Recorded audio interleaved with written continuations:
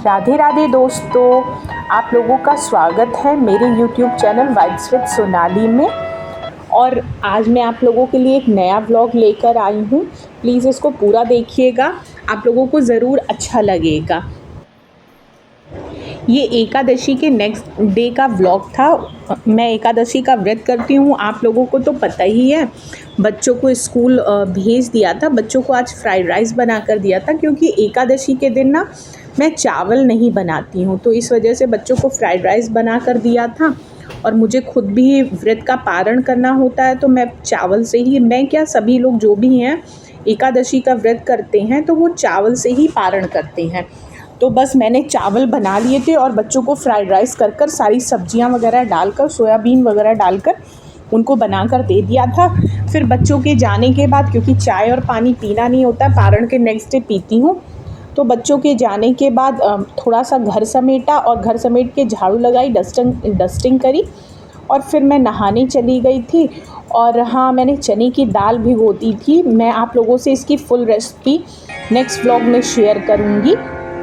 तो बस चने की दाल भिगो दी थी और इधर काम करते करते ना, झाड़ू डस्टिंग और घर समेटते समेटते ना, मैंने भगवान के भजन चला दिए थे सुंदरकांड।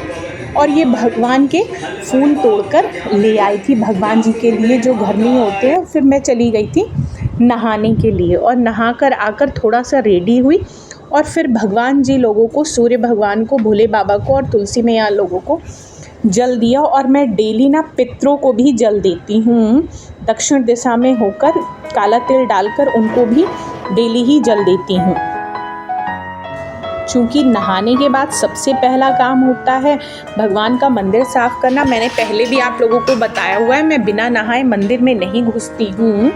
तो बस मंदिर साफ़ कर लिया था और भगवान के बर्तन मांज लिए थे। और मैंने सुबह चावल बनाए थे, तो चावल ले लिया था, चीनी ले ली थी और दही ले लिया था, क्योंकि एकादशी का जो व्रत होता है उसका पारण जो करा जाता है वो चावल ही खाकर ही करा जाता है। अगर आपने चावल नहीं बनाया है तो फिर आप कच्चा चावल का एक दाना डालकर ही उसको भोग लगा सकते हैं, भगवान को भोग लगाकर, और खुद खा सकते हैं। और चूँकि दूसरे दिन द्वादशी थी, तो द्वादशी वाले दिन ना तुलसी जी नहीं तोड़ी जाती हैं, तो बस मैंने जो गमले में नीचे पड़ी होती हैं तुलसी जी, वो तुलसी जी डालकर भगवान को भोग लगाया, दिया जलाया और उनको भोग अर्पण कर आरती करी। और आरती कर फिर मैं आ गई थी पानी पीने के लिए, क्योंकि बहुत प्यास लग रही थी, पानी नहीं पिया हुआ था।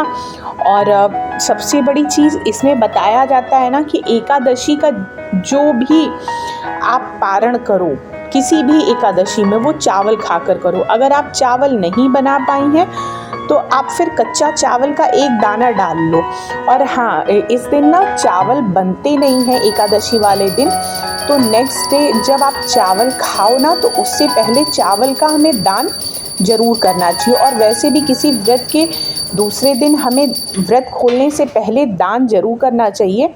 तो मैं चावल खाने से पहले या अपना व्रत खोलने से पहले कुछ चावल ले लेती हूँ और उसमें अपनी इच्छा अनुसार या यथाशक्ति अनुसार उसमें आप कुछ दक्षिणा डाल दीजिए, और ये किसी भी गरीब को या ब्राह्मण को दान कर दीजिए। और श्री कृष्णाय वासुदेवाय के नाम से आप उस चावल को 5 बार छू लीजिए।